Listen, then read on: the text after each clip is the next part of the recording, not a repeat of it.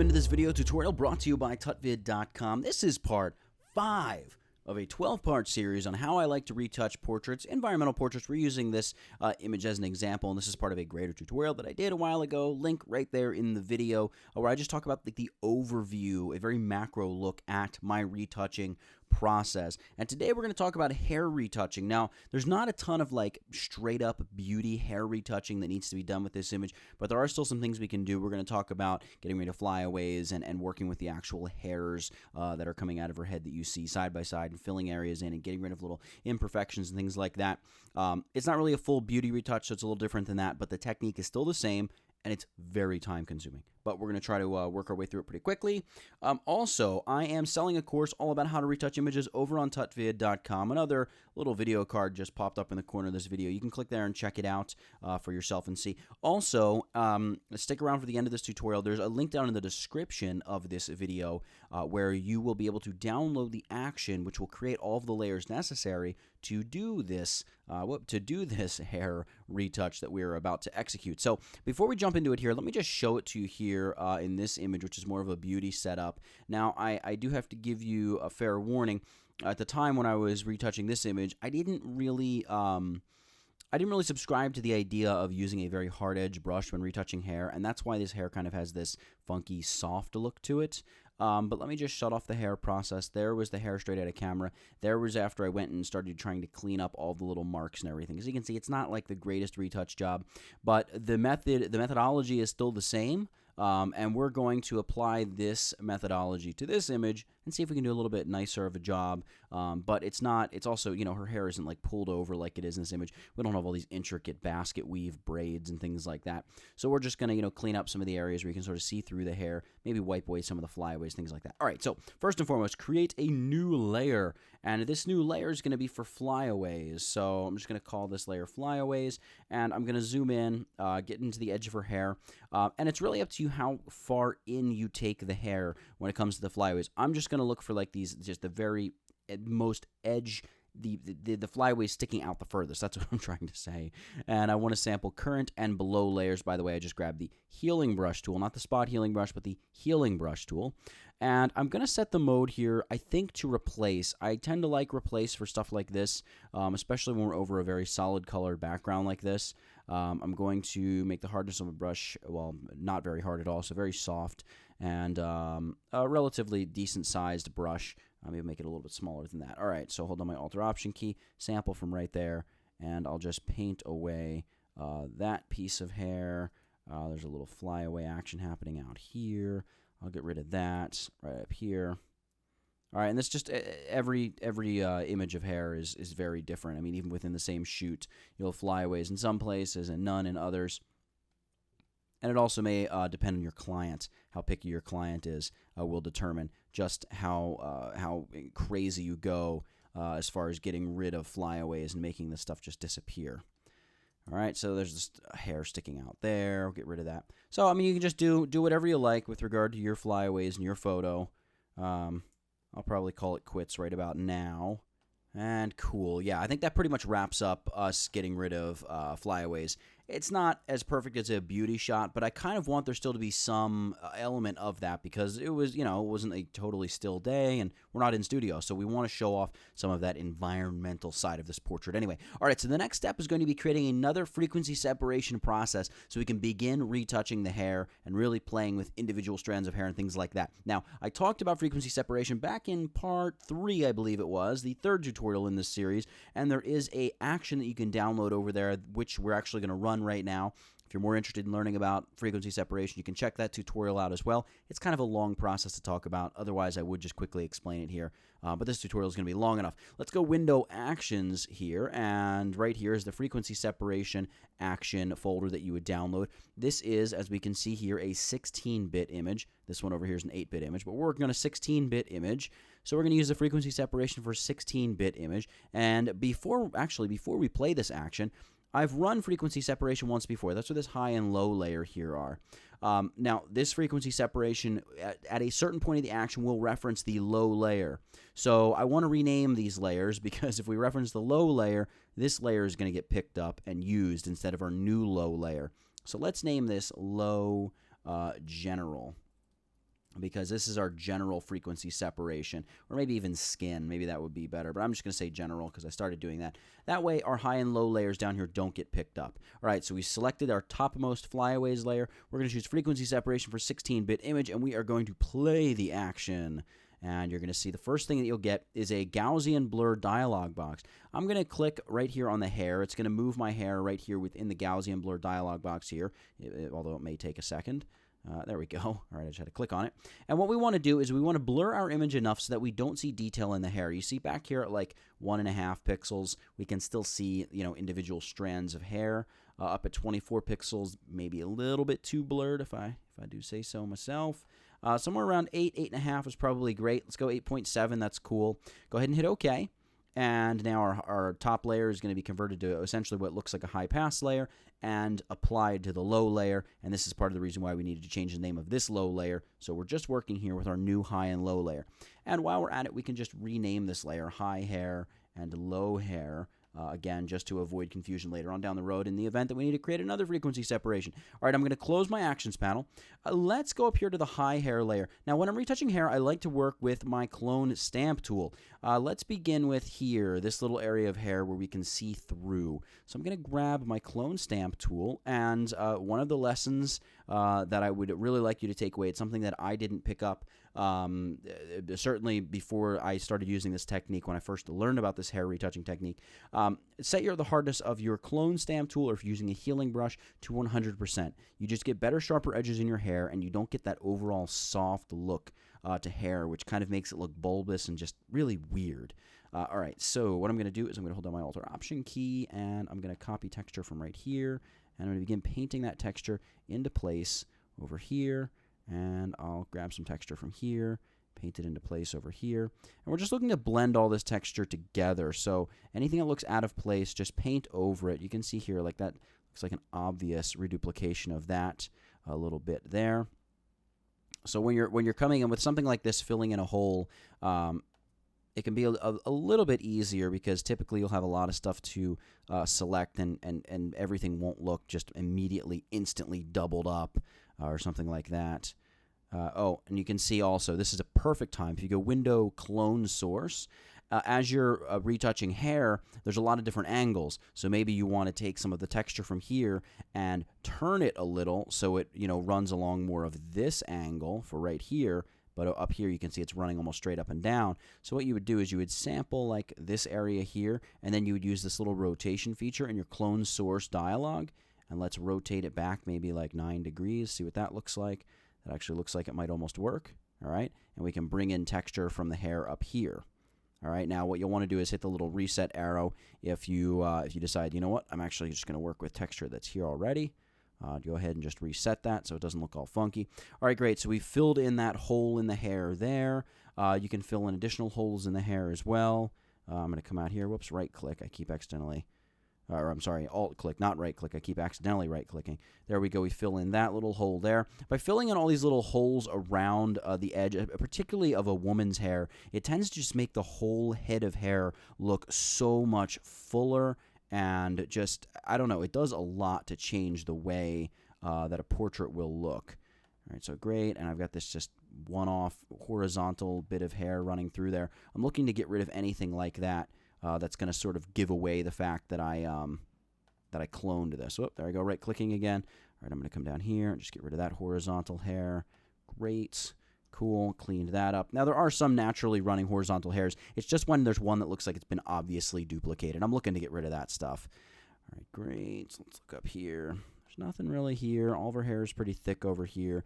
There's some areas over here we could thicken up, but instead of spending time doing more of that thickening, I want to talk about doing some of this sort of thickening here along hair where we have just, you can see if I zoom in even more, we just have these like streaks. Whoops, make my brush smaller. You can see just these like dark streaks here.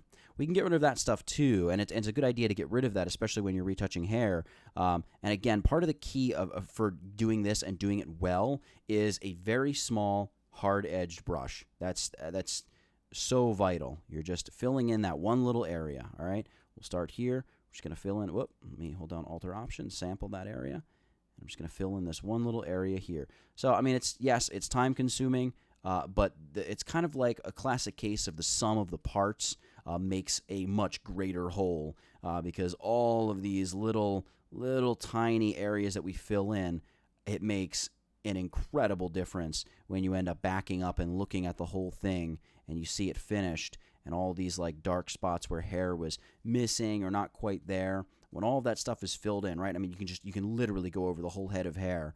And if you're going to be doing a very fine beauty retouch, you would be going over every one of these little areas and cleaning up and filling in all of these areas, and really just making sure that this head of hair is, pristine.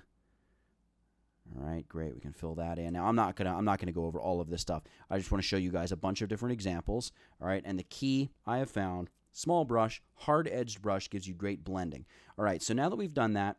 In fact, I can zoom in on her right now. Let's just see if we can see any kind of difference. I'll shut off both of those frequency separation layers, and we can see that, yeah, I mean, you can definitely tell that there are a number of subtle changes that have taken place. It's nothing that's mind-blowing yet, but just imagine if you get all of this hair lined up perfectly, all of this hair here lined up perfectly, this whole little bit here, if this whole dark area was just gone, and it was just, maybe a continuation of this highlight here. All right, so let's select this, maybe make my brush tool a little bit larger, and this highlight just kind of continued right through here. Oops, didn't mean to do that. Let's sample from right there. There we go, that's great. And you just go ahead and paint right up into there. Maybe grab some of this darker texture here and just push it into place there. And again, you can see we get rid of that big dark spot in her hair and just blend it together nicely. Now, if there's any areas of the hair that the color is not quite looking right, you can work on the color portion of the high frequency separation, or the frequency separation, down here. So if we don't want this to be quite as dark, we could sample from color over here and make that brighter. I'm going to show you kind of how I prefer to do that, rather than working on this color layer. What I like to do is create a new layer in between, and I like to call this like hair color flatten, something like that. And again, I do this because I'll probably end up dodging and burning the hair later and kind of pumping darkness and brightness into highlights and shadows where I want them to be. And if I can just reduce contrast a little bit more, specifically here targeting the hair, sometimes it just makes it look a little bit better. So here's what I like to do. Take a brush tool, and opacity would be 10% or so, right? 12, 9, whatever. I'm just going to dial it in. I'm going to type it in by hand. If it lets me. There we go, 10%, great. And I want a decent-sized soft edge brush. So maybe maybe about 100 pixels. Soft edge brush is great. I'm going to grab my eyedropper tool. I'm going to make sure my eyedropper tool is either like 11 by 11 or 31 by 31 average sample size. All right, I'm going to go back to my brush tool. The hotkey is just the Alt or Option key, and that will give you your eyedropper tool just like this. All right, so I can like select a light out here, and then I can paint over some of the darker areas of hair and, just kind of brighten them up a little bit. I can sample, a darker area of her hair. I can paint over some of the lighter areas of hair. Again, just looking to flatten things out a little bit. It's just a very subtle thing that we're doing here. I'll sample this part and paint up here on top, and then I'll sample up here on top, and we would paint here on the base of the hair, right? Just come through there. Great. Once again, I'll sample light, and I'll paint through there. I'll paint through there. I'll paint up under there. Paint over here.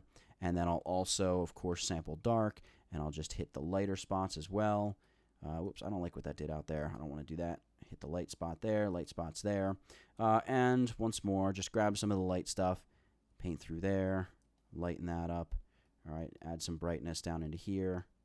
All right, and once the hair gets kind of fine as it is down here, I try to stay away from it because, again, unless you're going in and really focusing on just the strand of hair, you start to get a general overall soft feel to the hair. So if I shut off the hair color flatten layer, you can see there was before and there's after we kind of start flattening the hair out. It's just a personal preference thing. I like to sometimes do that. Again, like I said, I'll go back in later when I'm dodging and burning and add additional contrast. But just know you have the option to do that. It can also sometimes make it easier to work with cloning and fixing the hair, help you see things a little bit better. Now, I should also mention one of the other things you can do is duplicate the high hair layer. Command or Control J, it gives us this crazy, just blown out, weird, unsharp mask, high pass-like effect. we're going to set it back to the blend mode of normal, and then we'll just clip it to the high hair layer underneath. So we'll just call this a high hair, dup for duplicate or something, and then hold down our Alt or Option key, hover between the layers, boom, clip it to the layer beneath. Now, what this layer is doing, you can see it doesn't really look like anything, but this layer is giving us another layer of detail on which we can correct blemishes. Why is this important? Well, I know sometimes when I'm retouching, I like to be able to go in and do like a first pass of retouching and then additional blemish removal on another layer. Or maybe we want to attack all of the dark spots with one bit of blemish correction and then have a second sort of high pass layer in which we're going to go and work on the highlight areas. You just have the option to further break apart, segment, and compartmentalize your retouching process. I love having this, the ability to do this. I use it all the time when I'm retouching hair. It's just a great little thing to be able to do. It allows me to go and I could, I say high hair, and this could be like the highlights where I've corrected all of the issues and highlights and things like that. Or maybe later on the client comes back and says, hey, I need these changes. Can you make these changes? I want to see it with those changes, but you know that the client changes their mind a lot. Well, what you can do is create a second sort of high layer, apply those temporary changes, show the client that it won't really look right, and then be able to take it off later. Instead of saving an entirely new PSD and extra copies, things like that, you just duplicate your high layer, clip it to that original high layer, and set the blend mode to normal, and you can go ahead, apply all the adjustments and sort of detail corrections you want on that layer. So that's how I like to approach retouching hair. Maybe I should show you in addition, if you do want to add some dodging and burning. Well, we're going to cover dodging and burning later on in this tutorial series, but if you want to sort of change color or match color in the hair, like if we want all of her hair to be darker like this front bit of her hair, maybe we want down here to be darker, or maybe we want the front bit to be lighter. Let's do that. So what I like to do is I would go to Quick Mask. You can get your selection any number of ways. I'm just going to use Quick Mask here because it's quick and easy. Set my brush to an opacity of 100%. I've got a relatively soft edge brush here, so I'm going to go ahead and paint over the hair I wish to select. I've got a bunch of tutorials on how to select hair and make these sort of difficult selections. I'm not going to use any of those techniques now, though, because we're just doing this quick and dirty. All right, so we're gonna lighten up this part of the hair. I'm not going to mess with any other parts of the hair, I don't think. I'm going to leave everything else as it is. Now, what I would probably do, hit the letter Q. It's going to move you from quick mask mode to actually have a live selection, and then just use a levels adjustment layer. And with the levels adjustment layer, you can brighten or darken the hair a little bit. Make sure you maintain good contrast. Maybe there's a little bit too much yellow in that part of her hair, maybe. We don't want to make it too white, although, hey, look at that. You can change the color of the hair to like a purple very easily. We don't want to remove so much yellow that we're getting that crazy purpley effect. We want it to match a little bit, not be too desaturated. All right, let's try removing just a touch of green as well. Maybe we need to add a little green. That looks good. And we can go play with reds as well. Nah, I probably don't really need to do anything with red. Let's leave that as it is. Most of the work is going to be done out here in the RGB slider area where we can increase, decrease, and just kind of pump that just a little bit, something like that.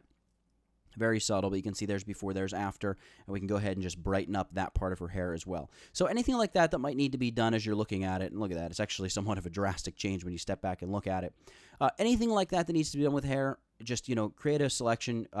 There's a billion different ways to create selections in Photoshop, and use, I just default to levels adjustment layer. You could always use curves adjustment layer. Curves technically is more powerful, but for these kind of things, I don't know. When it's just a quick little thing, I like to jump in with a levels adjustment layer. I feel better about it for some reason. All right, now I'm going to select this top layer, hold down my Shift key, select the bottom layer, hit Command or Control G, group this together, and this is the hair retouch group. So there is before, there is after. We've done what needs to be done with the hair on this particular image. Like I said before, if you're doing something like this where it's a very intricate hairstyle, hopefully you'll have a little bit more technical skill than I had at the time of this image. But that's what you want to do. You want to go in, and if you have to do 3 or 4 different levels of frequency separation in terms of creating detail layers or flattening out the color of the hair, whatever it takes to get great, smooth results for the hair, go ahead and do it. But that technique of zooming in using a very small clone stamp tool, and by the way, you can also use a very small hard-edged healing brush. The clone stamp tool tends to have a little bit less blowback in terms of all of that kind of faded halo-y effect, but the healing brush can still be pretty effective. Use those tools, go over the hair, no pun intended, with a fine-tooth comb, and it will be insane the difference it makes in your image. Now, it does take a long time. It's a labor of love, but that's what high-end retouching is. You gotta love it. So, for hair retouching in Photoshop, for frequency separation, and for looking at things literally one hair at a time, that's it. Get it? Got it? Good. Nathaniel Dodson, tutvid.com. I'll catch you in the next one. We are what we repeatedly do. Excellence, therefore, is not an act, but a habit. That moment of brilliance is brought to you by the great Aristotle. It was his quote. So today's question is going to be, what's one of your small pet peeves? Something that people think is crazy, but a thing that you think needs to be done excellently. Something that you've turned into a habit. Something that you always do and know needs to be done well. Share in the comment section below. Also, leave a like on the video. Subscribe to this channel if you haven't already. Sign up for my newsletter. I send you 30 free tips and tricks to help you work in Photoshop faster. It's delivered instantaneously the moment that you sign up. You're absolutely going to love it. You can also follow me on Snapchat, on Instagram, on Twitter, and of course on Facebook.